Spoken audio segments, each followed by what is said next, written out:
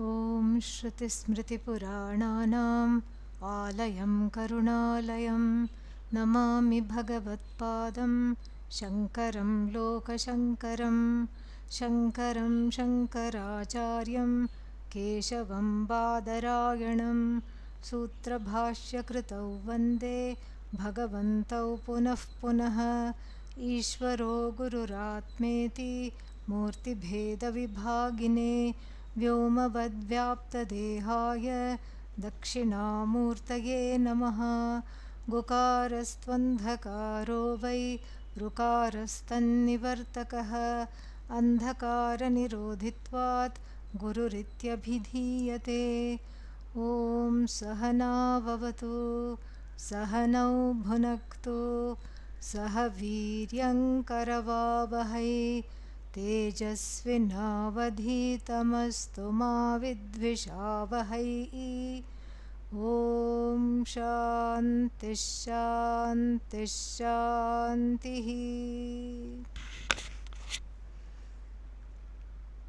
अस्ति भाति प्रियं नामरूप एतत् पञ्चकम् आद्यत्रय ब्रह्मरूपं जगद्रूपं अतोद्वयं. This is what we have been seeing. A very sad understanding that happened at the end of the last class. And what was the sad understanding? That everything that one is in love with is what? Is just name and form, word and meaning. Each thing in the Jagat we saw, this is just a recap, okay?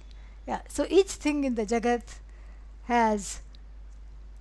is constituted from 5 things, 3 of which do not belong to the thing at all. In fact, those things are definitions, descriptions of Brahman. So everything shines, everything shines means comes to light. A thing exists and its existence belongs to Brahman because it is not self-existent. Somebody needs to give it a name and call it out and say, you exist. That is why the existence belongs to Brahman. Belongs to Brahman means what? Belongs to that consciousness, awareness which is you. Existence belongs to Brahman, and the fact that it is knowable, that also belongs to Brahman. That it is an object of knowledge belongs to Brahman, which is free of both the statuses of knower, known, subject, object. Subject is a superimposition on Brahman, object is a superimposition on Brahman. And the fact that it is delightful either by its presence or by its absence.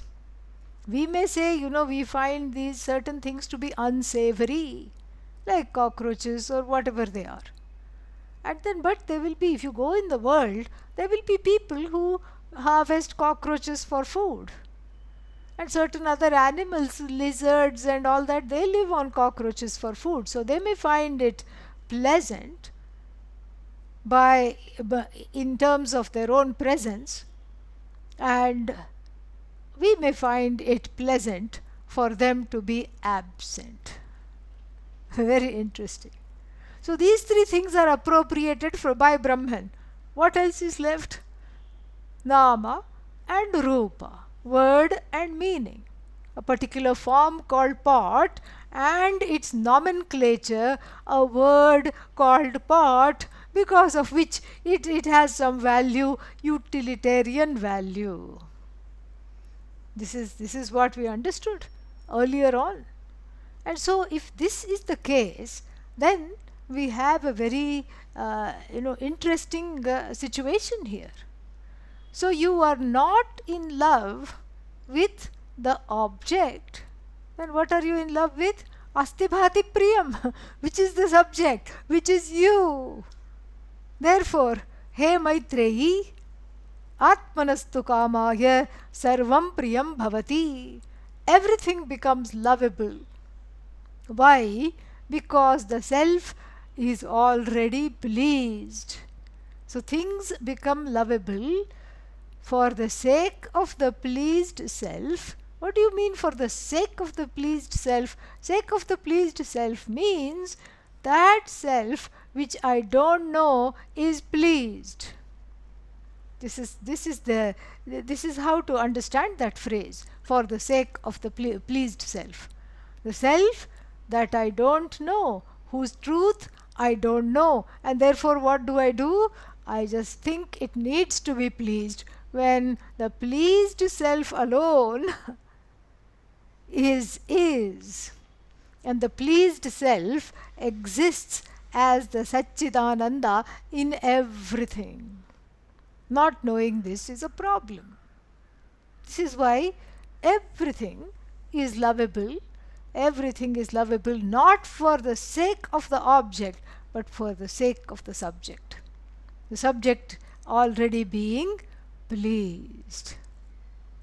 And this way, the Taittiriya Upanishad, the Vakya in the Brihadaranyaka Upanishad, the Maitreyi Yajnavalkya dialogue, is very, very clear on the subject-object divide. In fact, there is no divide.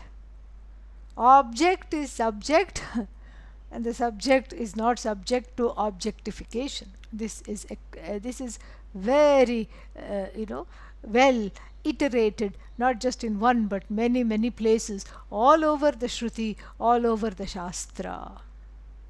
And so where does this leave us? It leaves us wondering what is the place of objects in this world?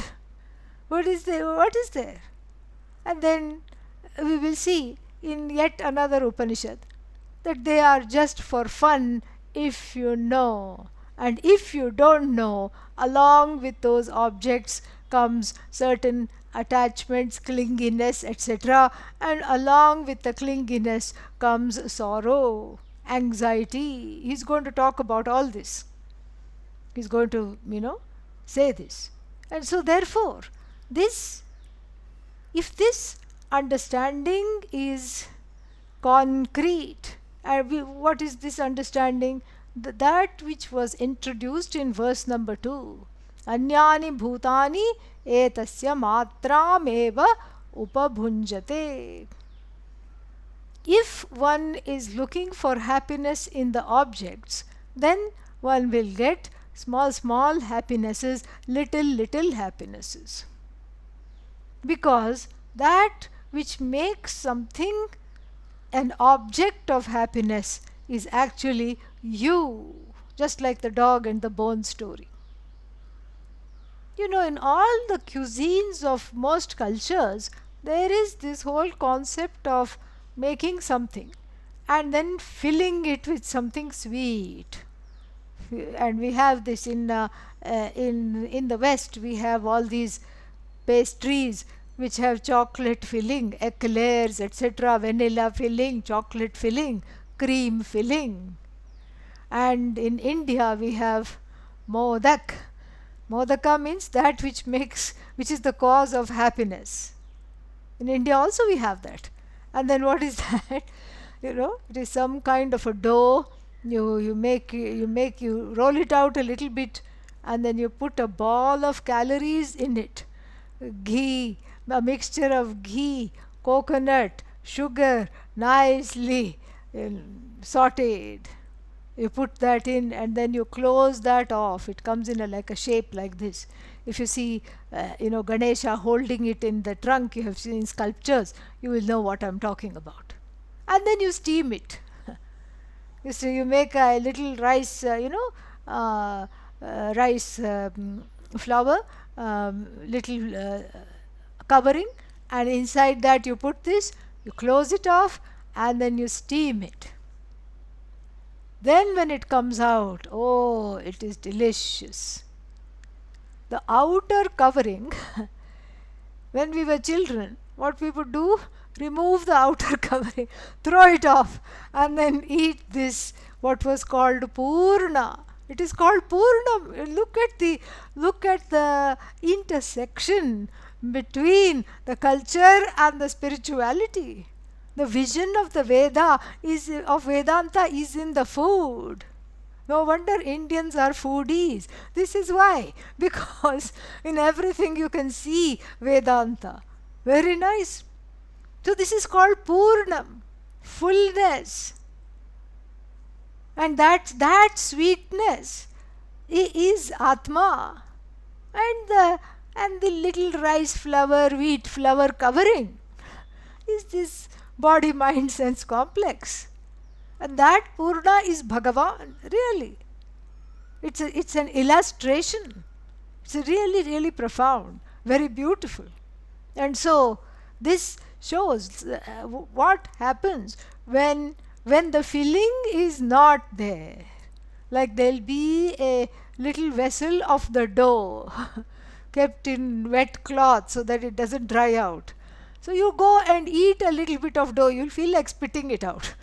It is Nissara. Just like that, all the objects in the universe are tasteless, essence-less, uninteresting. And forget being an object of pleasure, they're totally uninteresting. You don't even feel like looking at them. But for this filling, which filling? Vanilla, chocolate, coconut? No, Brahman. Satchidananda is the filling for all the cases, just basically shells. Basically, the Namarupa shell is entered by Satchidananda. In fact, there is a whole discussion in the Brahma Sutra. It is called Pravesha Shruti, the so-called entry of Bhagavan as though. Okay, we have to put as though here also. The as though entry of Bhagavan into various names and forms and things. So kamayat bahusyam prajagegeti satapotapyat satapastaptva idagam sarvam asrijat yadidam kincha tat srishtva tadevanupravishat tadanupravishya satchatyacha bhavat. Another Shruti, Taittiriya Shruti. And what does it say? Same thing. The great being, this Bhagavan, thought, desired. Well, what even Bhagavan started to have desires? No, they are the Jiva's desires. Jiva's desires wanting to separate from Bhagavan. And Bhagavan doesn't see the Jivas as separate. So he himself said, let me as though become many. Bahusyam prajageya. And then he contemplated, and tapa here, satapotapyat, the tapas here is knowledge, jnanameva tapaha. He contemplated, and then he created the whole world of various shells called forms and names. And then, after creating the shells called forms and names, he entered into all of them like this Purna, making each and everything whole, and seeing, and showing us that the whole world is nothing but Bhagavan. If you remove Bhagavan, the whole world is a tasteless thing. It becomes tasty. Objects become tasty because of the presence of Bhagavan. Objects become delectable, pursuable and tasty because of the presence of Bhagavan in the form of Satchidananda. This is what, and if I don't know this, then I will always be begging for scraps at the table of Satchidananda instead of taking my place in Atma Jnanam. I will be begging for some pieces and hoping to get a better piece next time. This is the essence of verse number 2. Very beautiful. Now, verses number 3 to 3, 4, 5 and 3, 4 and 5 we talk about address a very important question, and this question has to do with, what does it have to do with? It has to do with the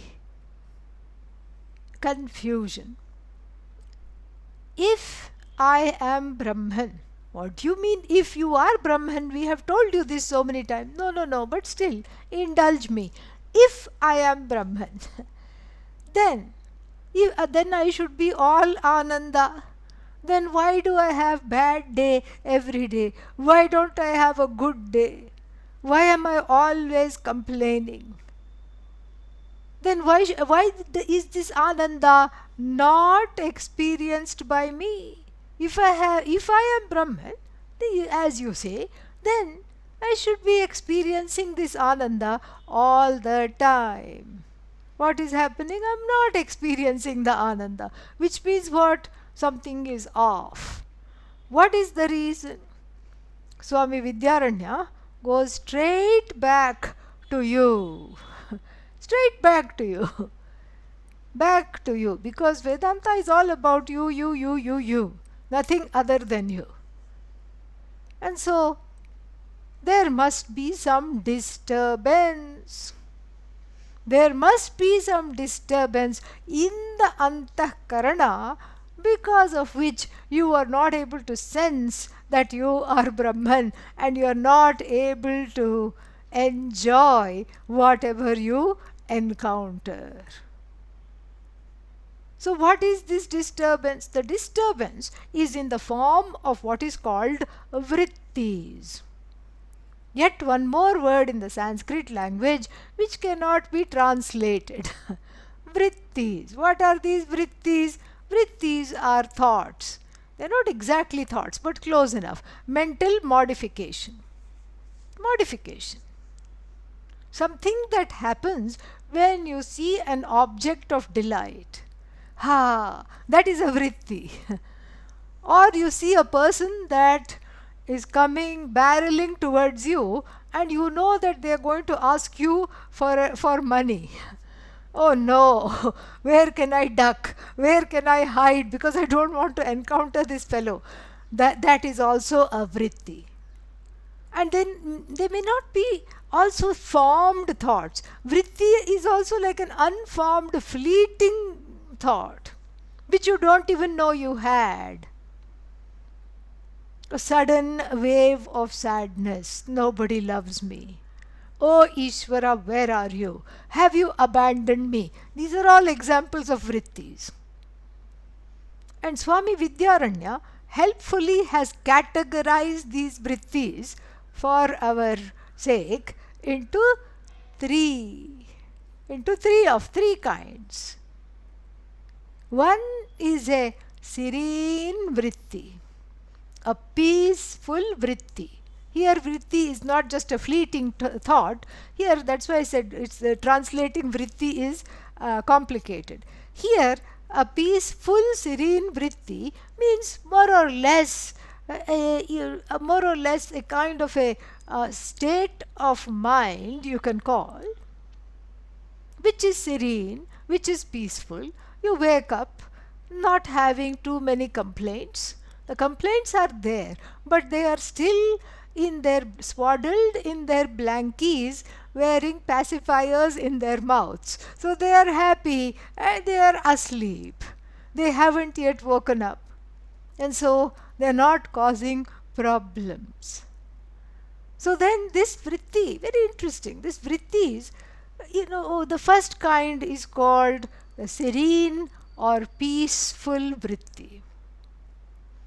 And I'm sure you have yourself experienced that vritti many times, after meditation, after coming out of the puja room, after attending a class that you thought was very transformative for you. You experience the serene vritti. And sometimes, if you are agitated and you desire to go to somebody who has a serene vritti and sit with them, a calm friend who takes things in stride, who is not easily disturbed, or a holy person, a Swami or a saint, you feel like going and sitting. You don't even need to talk, you can just sit with them. And by osmosis, the peace is rubbed off, the serenity is rubbed off. It happens because that is who you are. And sitting simply with a person, with a saint, helps you recall that, and it comes to the fore. So, this is the first vritti he is going to discuss, the first state of mind. And the second state of mind is the opposite of that. The first one is peaceful, serene vritti. The other one is a terrible, terrifying vritti. Oh no! That which makes one jealous, that which makes one angry, that which makes one restless. This is what is the second type of vritti predominating.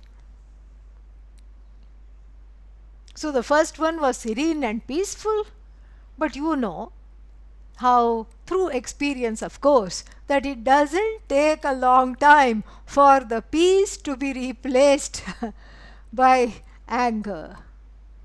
Just one word somebody says. Okay, not even a word. Somebody gives a look. Why are you looking at me like this? What do you mean I'm looking at you like this? I'm just looking. No, you gave me a bad look. What do you mean a bad look? I didn't do anything. And then, no, you gave me a bad look. And then the peace is gone. Peace is gone to pieces. And here you are in the grip of the second kind of terrifying vritti. Terrible vritti. That's the second one. The last one is called a dull vritti, where the zombie in the person is invoked. Not interested in anything. Come on, this is your favorite food. Come and eat. Don't want. This is the vritti of inertia, resentment and sorrow. Again, throughout the day, one goes through these vrittis. Throughout life, one vritti predominates the other. One is born peaceful, generally speaking. Of course, babies cry when they are hungry, but that's not, when they are hungry or when they have colic pain. But that's not what's talked about here. Babies sleep, half of the day. Sometimes 22 hours of 24 hours, they are asleep when they are newborns. Or, and we can say, babies are coming under the dull vritti. Then it is transformed into the terrible, terrifying vritti. When at age 2, that's why they are called terrible twos. They won't sit in one place. Whatever you say don't do, they will do exactly that. Even after child-proofing the house, they will land into trouble. This is over the course of life. The terrible twos continue in some form or the other all of life, until and unless one cultivates the Shanta vritti. And so, how do these vrittis affect, how do the vrittis preponderate the mind, and how do the vrittis affect our grasp of this ananda? how much ananda you enjoy, in other words, depends on what vritti is predominating at any given time. Let us read verse number 3. Shanta ghorastatha mudha manaso vrittayastridha. Shanta ghorastatha mudha manaso vrittayastridha. Vairagyam kshantiraudaryam ityadya shanta vrittayah. Vairagyam kshantiraudaryam ityadya shanta vrittayah. Fourth one.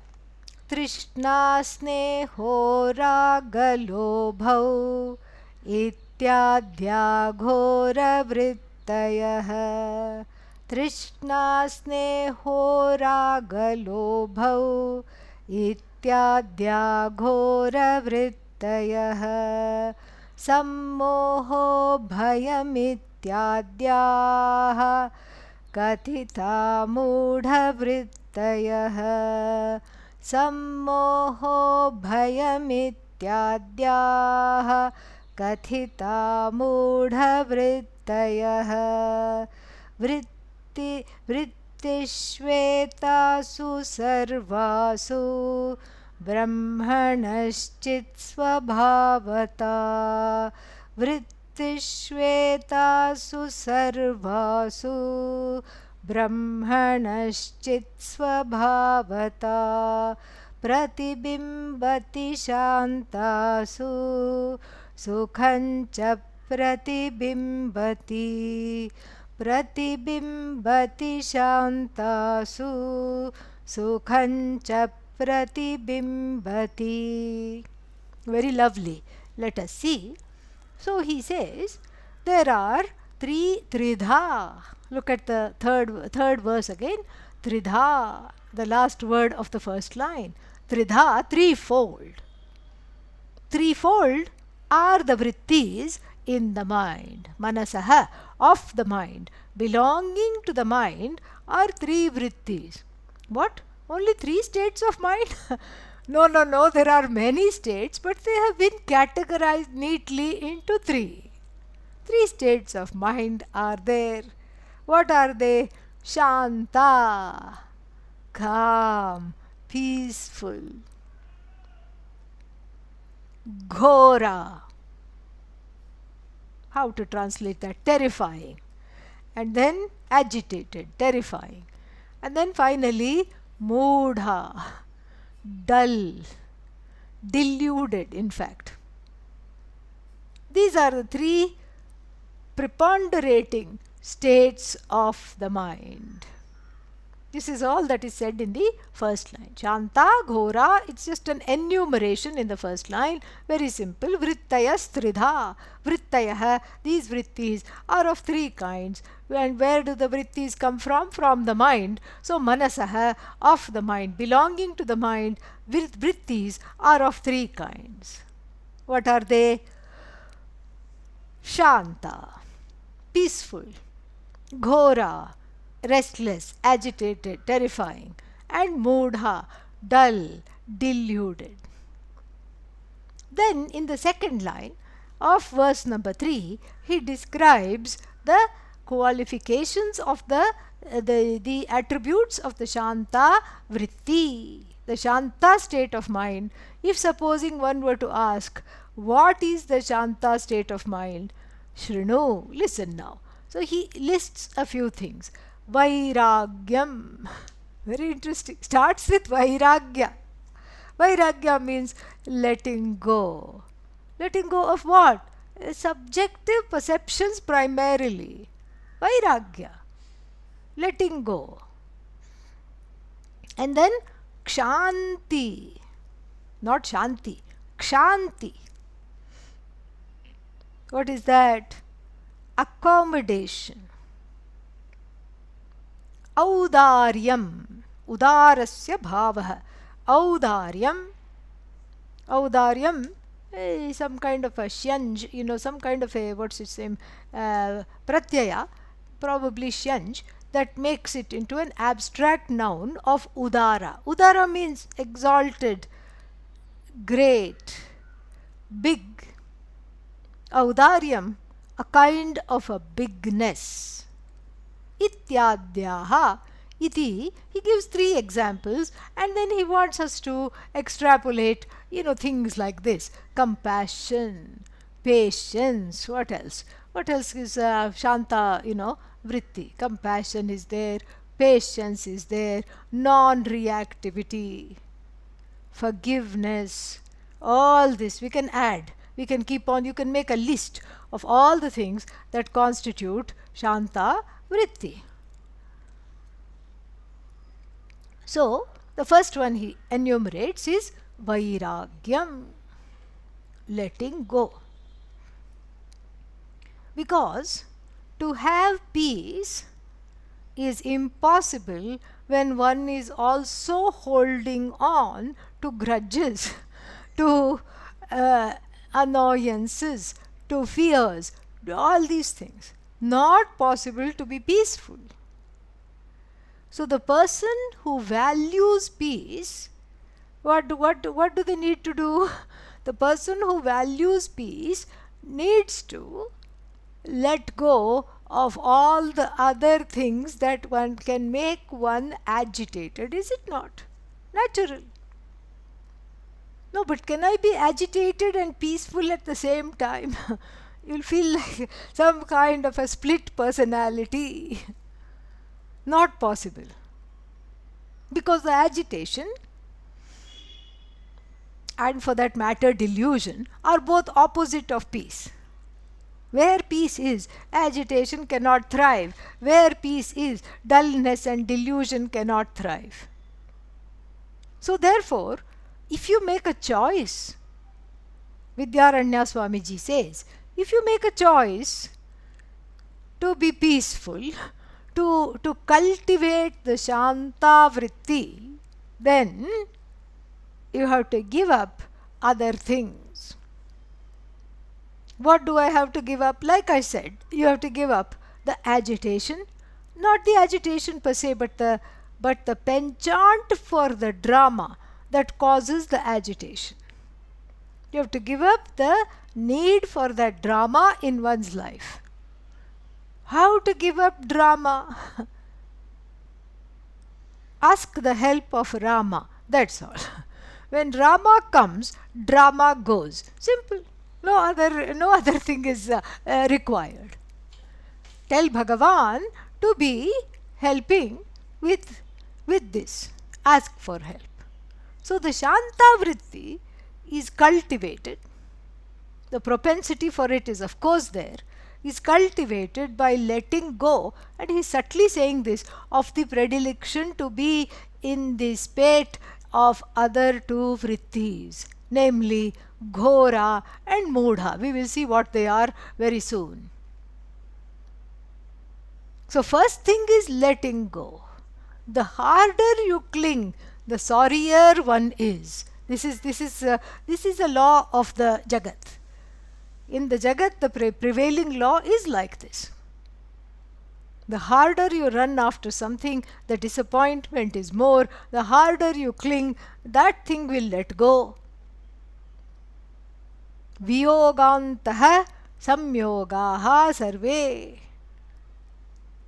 Sureshwaracharya said this, and Viyogantaha means sarve samyoga, all coming together, all union, whether it is between people or subject and an object, whatever it is, all union is until separation. This is the definition of samyoga. What is samyoga? Viyogantaha samyoga.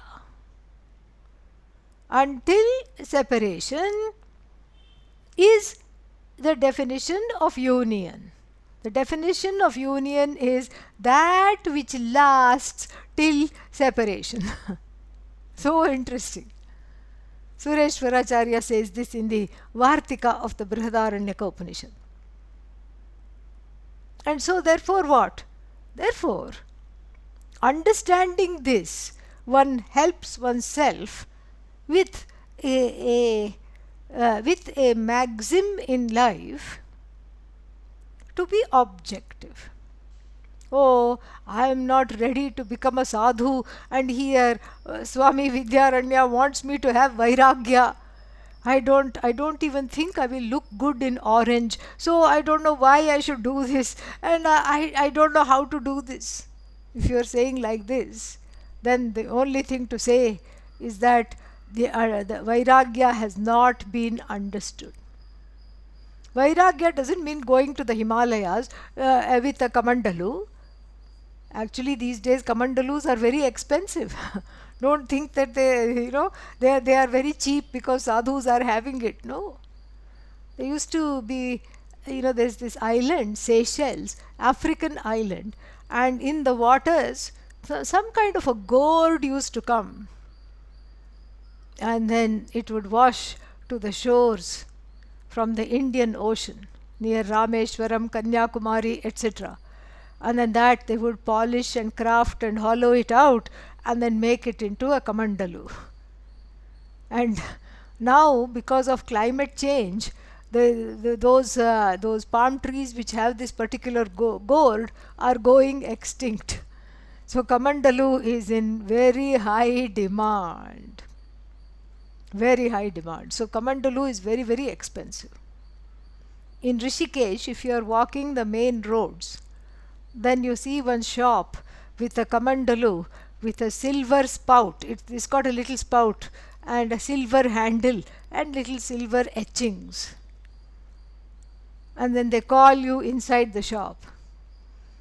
Which ashram are you visiting? Which ashram do you belong?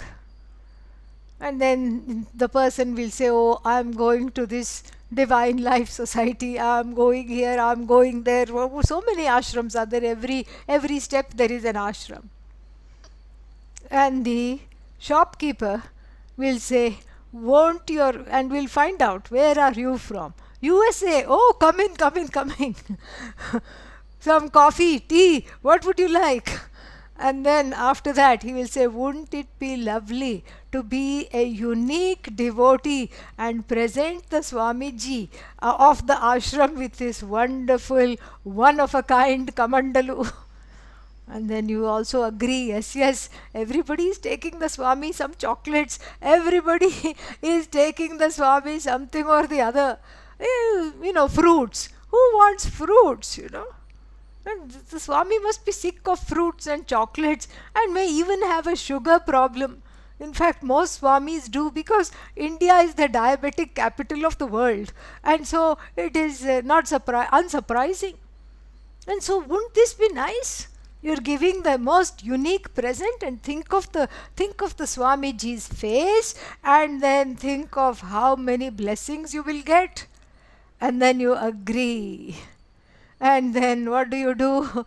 You drop a big packet and then you buy the kamandalu. Take it to the Swami. And in fact, that man agrees to accompany you so that you don't get lost, especially if it is your first time. And then you give it to the Swami. And then you go away, you go back to America, and the man who accompanied you says to the Swami, this is just inviting robbers into the ashram. Why don't I give you a small cut? I make a donation to the ashram, you give back the kamandalu. And then the kamandalu goes back to the shopkeeper and sits in the window waiting for the next, what can I say, waiting for the next trap, someone to be trapped. This is how it is. And in fact, next time you go to Rishikesh, find out and tell me if the kamandalu is still there, okay? Go and look for it and find out and let me know if the kamandalu is still there. This is, so this is, how did we get into this kamandalu discussion? This is the linga of vairagya. That's how we got into it. Vairagya. So the vairagya is not holding on to a kamandalu and wearing a dhoti and then going off somewhere. That is not Vairagya. Vairagya is being grounded in reality. Dispassion means being objective to the realities. That every object of delight is not going to transform you. Only you can transform you, not the objects. You are the one who is responsible for the transformation of the state of your mind, not the objects. And so therefore, this is something, this is what Vairagya is. And we saw that in the last class. Nasti akritaha kritena. That which I seek is not a product of action, is not a product at all. So all objects I have, in relation to all the objects, I have some kind of equanimity. Because, as the Bhagavad Gita says in the 5th chapter, very beautiful verse, Yehi samsparshajaha bhogaha. Sparshat jayate iti sparshajaha. That which is born of contact with what? Of course, these sense objects. Contact of what? The sense organs. That which is born of the contact of the sense organs with the sense object are called samsparshajaha bhogaha. So the enjoyment generated of contact with the objects, samsparshajaha bhogaha, sarve dukkhayonayah evate. They are the birth canals of sorrow. This is where sorrow takes birth. And then as soon as it's born, what does it do? It cries. And it makes you also cry. So how is sorrow born? Sorrow is born because of the repeated contact of the sense organs with the sense objects, and the attempt by the wielder of the sense objects, the wielder of the sense organs, to make the finite objects into infinite. To wishful thinking, having the wishful thinking to make the finite infinite. So ye hi samsparshaja, ye means all these. Samsparshajaha bhogaha dukkhayonayah evate. They just end in sorrow. Why? Adyantavantah kaunteya nateshu ramate buddha. Because they are endowed with two things that you don't want. They are endowed with the beginning, and anything that is endowed with a beginning has an ending. And because they are endowed with beginnings and endings, they can never be infinite. And therefore, in them, the wise ones do not revel. They do not revel in trying to have what we called earlier Shobhana Adhyasa, seeing what is not there in the objects, and then having some kind of a enhanced, inflated understanding of the objects, seeing it as more than what it is, which will definitely lead one to sorrow. This is how to have Vairagya. Very beautiful verse in the 5th chapter. Then again in the 6th chapter, one more verse is there, how to keep sorrow at bay. We know what to do to keep Corona at bay. Okay? Wash the hands till they fall off. And then wear the mask. And then wear 2. And wear 3. And of course get inoculated. Stay away from everyone. Testing negative doesn't mean anything. It just means that in this moment you don't have it. That's all. It doesn't mean anything. This is how to avoid COVID. Catching the COVID. But then, how to avoid sorrow? What is the disinfectant? and how to stay away, how to keep 6 feet social distance from sorrow. This is talked about in the 6th chapter. Tam vidyat dukkha samyoga viyogam yoga samgitam. Know that to be yoga. This is a very special kind of yoga. This is not an asana. Know this to be yoga. What is this? Dissociation from association with sorrow is yoga. Very brilliant. I'll repeat that. Dissociation from association with sorrow. What do you mean dissociation from association with sorrow? Association with sorrow is habitual. Oh, but I thought you said we are in search of for Ananda. Everybody is looking for Ananda. Yes. But then when one looks for Ananda in the wrong place, then sorrow ensues naturally. So, you know very well the things that bring you down. Everybody knows. Simple. What do you do? Stay away from those things. Stay away. Consciously. Do not entertain those things that end up in sorrow. Conscious dissociation from association with sorrow at the level of thoughts, at the level of action, behavior, everything. Words, etc.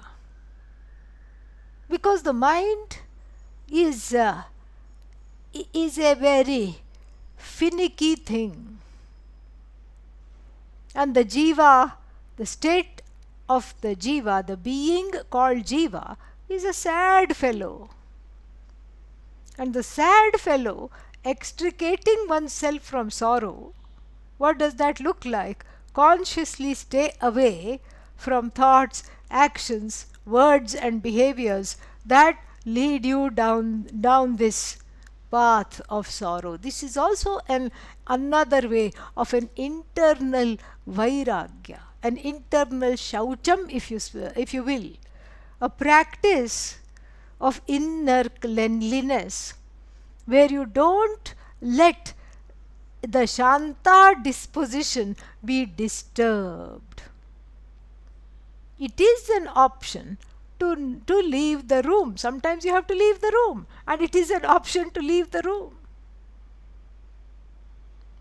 Oh, but people are fighting all the time. Let them not, let them fight. You leave the room. But then what will they think? Why should you worry what will they think? This is an Indian sickness. What will other people think? The other people are thinking their own thoughts. They are not thinking about you. They are busy thinking about themselves. No, what will they think? This is how it is. One lady told me, I'm not able to meditate. Then I asked her, what is the disturbance, what is happening, etc. And then, she didn't, herself didn't know. She was wondering, I don't know, maybe I should change the place I sit, but still I'm always disturbed. Then finally she said, the TV is on all day, CNN I keep listening, and the CNN is so depressing. Somebody died, some fire somewhere, and something happened. It's so full of conflict. And then I said, you can turn the TV off. And she had not even thought about it. Because she grew up in a household where in her, when she was young, the TV was on all the time. Nobody saw it or nobody even listened to it, but it was there in the blaring in the background or droning away in the background. And then to the tune of that, people would have conversations, people would do all kinds of things, people would talk, eat, drink, everything. And then she grew up, got married, moved away from the parental house, and the same legacy that this is what she brought as her dowry, I suppose. And then she turned on the TV in her house. And now she is been married for 50 years. Her children are all grown. Grandchildren are coming to visit once a week or whatever it is. And the TV is still on. And at this age, she discovered Vedanta. After, I think, maybe 45 years of marriage or something like that, she discovered Vedanta, she and her husband. And they were wondering how to meditate. It never occurred to them that you can turn off the TV. This is Vairagya. It is not a big thing. And why is the TV on? Because the outer noise is drowning out the inner pain. One is unable to face the inner loneliness, pain, the void of not knowing the truth of oneself. And so the TV stands in as some kind of a distraction. This is Vairagya. And if you say the TV makes me sad, turn it off. Oh, but what if other people want it? That's what she said. There are other people in the house, and my daughter and son-in-law have moved in with me right now, and they are there. What if they want it? I said, they'll buy another TV. This is America. You don't worry about it. And in fact, as the story goes, when she turned off the TV, they all heaved a sigh of relief. They all said, Mom, we thought you wanted it. And so this way, they were all subjecting themselves to something that was totally unwanted.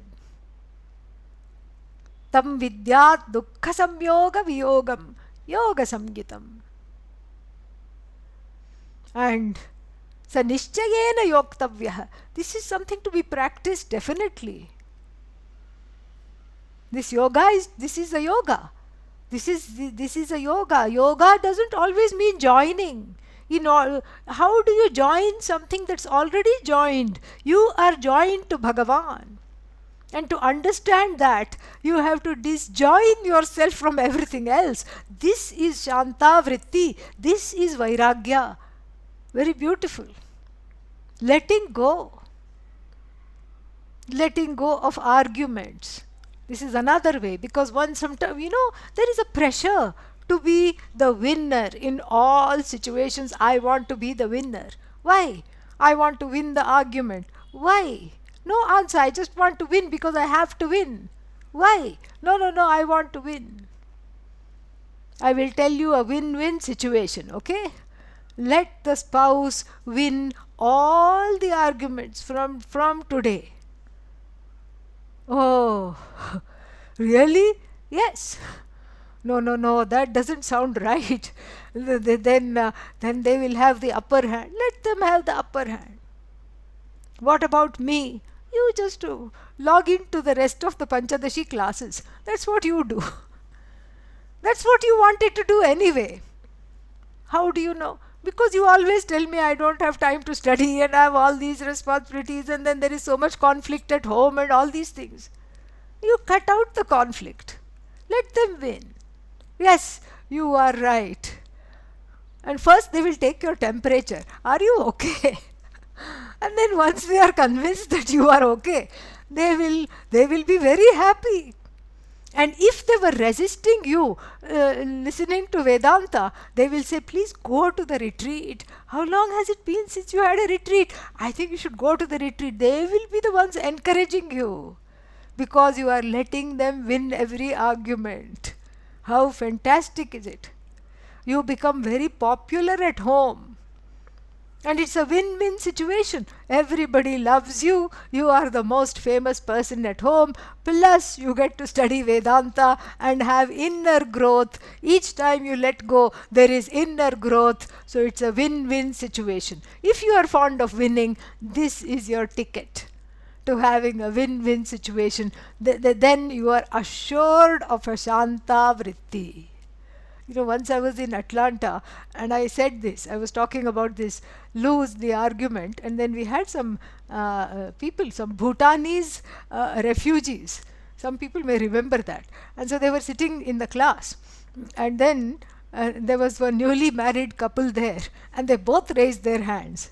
Okay, you say that we have to lose the argument. who should be the first person to lose the argument? That was their question. So, so you can see how difficult this practice is, but it is very, very fulfilling if you are on the path to cultivating Shanta Vritti. In other words, if you are on the path to discovering yourself as Ananda, it is difficult, but it is a very fruitful practice, very fruitful sadhana. Let them say whatever they want, let them win. And I used to observe Pujya Swamiji very closely. Rarely would he disagree with anybody. He would just say yes, okay, yes, okay. And if he wanted to disagree, he would just be quiet. That's how everybody knew, okay, something is wrong. He's not saying anything, so we should ask again. And if you ask 2-3 times, then he would say, I see this particular problem here. Otherwise, he would not offer his opinion. There is a ghanata there. There is a kind of a, there is a bhadrata. There is an auspiciousness there. There is a self-growth there. And there is an emotional maturity there, which even if you think other people don't value it, they deeply value it. They may not know what it is, they may not be able to articulate it, but they deeply value and respect that. And they want to cultivate that. And so this is Vairagya, the first quality in the Shantavritti being discussed in verse number 3. Then what do we have? Kshantihi. Kshanti means accommodation. Having a commodious heart to accommodate situation, events, people and objects that are inimical to you. Inimical to you means disagreeing with your own raga and dveshas. That's all. So even in that event, you allow people to be. And we saw this in the meditation earlier, giving the people space to be who they are, who they were, giving them the freedom to be who they are, whoever they are, however they are. Tathastu, so be it. And then there is great growth. You get off their back and then they also are relieved. They are also happy. They are very, very happy in fact. They are extremely relieved. Then what? Then this is accommodation, kshantihi. And then audaryam. Audaryam is again bigness. There are so many problems in my life, Swamiji, said one man to Pujya Swamiji. I happened to be there. And Swamiji just smiled and said, become bigger than all of them, and then the problems will become all very, very small. It is like the Gulliver. You know Gulliver in Gulliver's Travels? So first he goes to the land of giants. And there, any one of them just stepping on him is enough to give him moksha from this universe. They are all so huge and so big, he is always terrified and he is protecting himself and he is just so frightened. That was a dystopia. This is some kind of a fiction, okay? And then, but it is rife with very interesting metaphors. Then the next land he finds himself, he kind of, falls into the sea and tired of swimming, he becomes unconscious and he finds that he is swept ashore onto some land. The land of the Lilliputs. Lilliputs means tiny, tiny people. And when he wakes up, he finds each and every hair of his head tied with a little what he thinks is a toothpick and nailed down. And with one go, he just goes like that, all those nails come off, and everybody is frightened. Oh my God, we cannot contain this beast. This huge beast has washed us ashore. Now the tables have turned, the shoe is on the other foot. Gulliver has to learn to not, to be accommodative of all of them.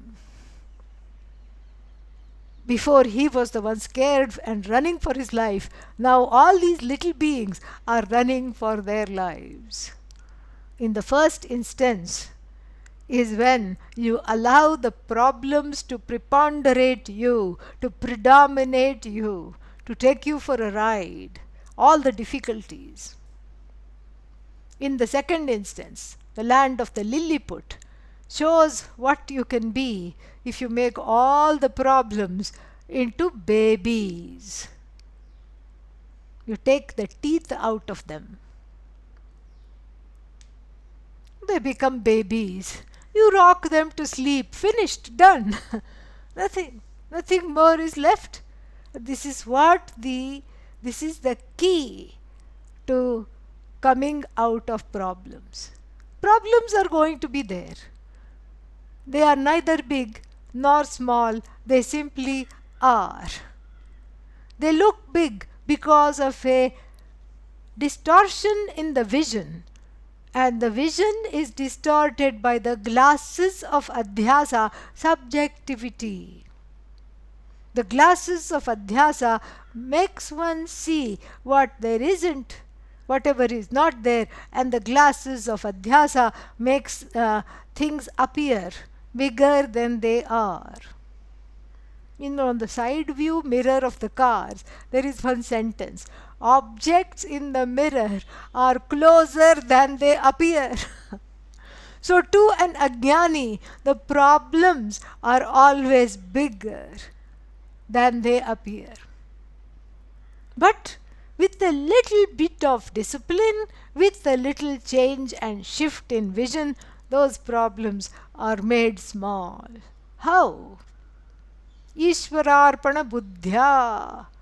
Through the buddhi, the attitude of karma yoga. This is all coming from Ishvara. May I have the grace to take it as it is, as prasada.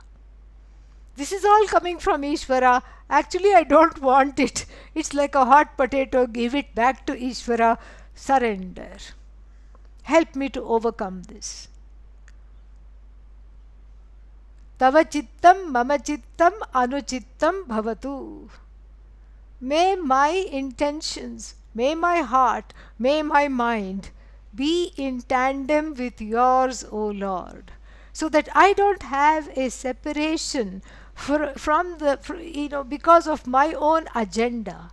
Let your agenda for me also become my agenda. Then there is no resistance. Problems are what they are. Problems look bigger because of one's own helplessness and one's own desire to change them. Here there is no desire to change them. Here they simply are however they are. And this is what it is.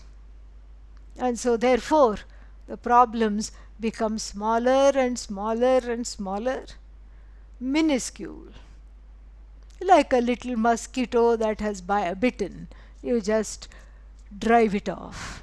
You don't even bother to put a band-aid or a balm or even scratch it, you just forget about it.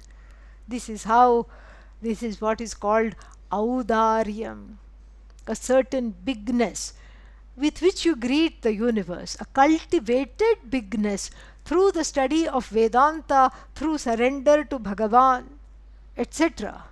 Bhakti, Shraddha and Jnanam. You develop a patience and a bigness, not only in relationship to your own problems, but to those of others and to the whole world. Ityadyaha, and of course we included titiksha, compassion, patience, forbearance, shraddha. All these are called shanta vrittayaha. Now, trishna, next one. Trishna. Trishna means longing. Sneha. Sneha means clinging. Raga. Raga need not be translated, everybody knows. Strong preferences and by extension strong prejudices. Trishna, Sneha, and then Raga, and then Lobha, avarice, greed. Ityadyaha, Ityadya Adi Shabdat, means what else can we add to it? We can add anger, Krodha, and then we can add Mada, we can add Matsarya, all these things. They are called terrifying vrittis, Ghora Vrittayaha. These are all Ghora Vritti. Trishna, longing. When the longing is not understood as a longing for belonging, then that longing morphs into the longing for objects. The longing is really to be one with everything, to belong, to be one with the whole universe and the source of the universe, Bhagavan. When that is not comprehended, the longing is directed towards and deflected towards, projected towards all kinds of objects. This is called Trishna. Trishna is worse off than Kama. At least Kama just means desire. Trishna means I cannot live without X, Y, Z, whatever you want to put it. You can put the object in the blanks, fill in the blanks. So that is called Trishna. Then we have Sneha, a dysfunctional affection. An affection that is conditional, and actually Sneha means oily, sticky. So, and when you use the word for affection, it's an oily and sticky affection. Conditioned by demands, codependent, and what else? There is resentment, there is anger when those expectations are not met, there is manipulation, there is guilt. All these things are called Sneha in this context, okay? Yeah. And then Raga, strong preferences and strong prejudices. Of course, they come in the way of having Shanta Vritti, and then because of these, what happens? The Vritti now is transformed into Ghora Vritti, Ghora Vritti. Ghora, terrible Vritti, terrifying Vritti. And Ityadya, we can add jealousy. We can add pride, Manita. Dambhita. Dambhita means pride, arrogance at things at whatever things you haven't even accomplished. That is called Dambhita. Manita means pride at things that you have accomplished. So, what now? So, both of these are coming under Ghora Vritti. Matsarya. Parasya utkarsham drishtva. Asuya. Seeing somebody coming up, you have this intolerance that is called jealousy, envy, etc. Matsarya. Asuya. And so all these come under Ghora Vrittayaha. These are all examples of what is called Ghora Vritti. You see how different it is from Shanta Vritti, Vairagya, compassion, accommodation, bigness of heart. And here what? Smallness, longing, clinging, under the spell of preferences and prejudices, greed. No matter what one has, there is a feeling of incompleteness and insecurity. So, keeping on wanting this, that, or the other all the time. Greed, asuya, jealousy, all these things are ghora vrittis. Then we come to the third one, mudha, deluded. From muh, to be deluded. Mudha vritti, deluded vritti or dull vritti. Then sammohaha. So what is the first characteristic of a deluded vritti? Delusion, of course. Sammohaha. And sammoha is something which is used in the Bhagavad Gita also.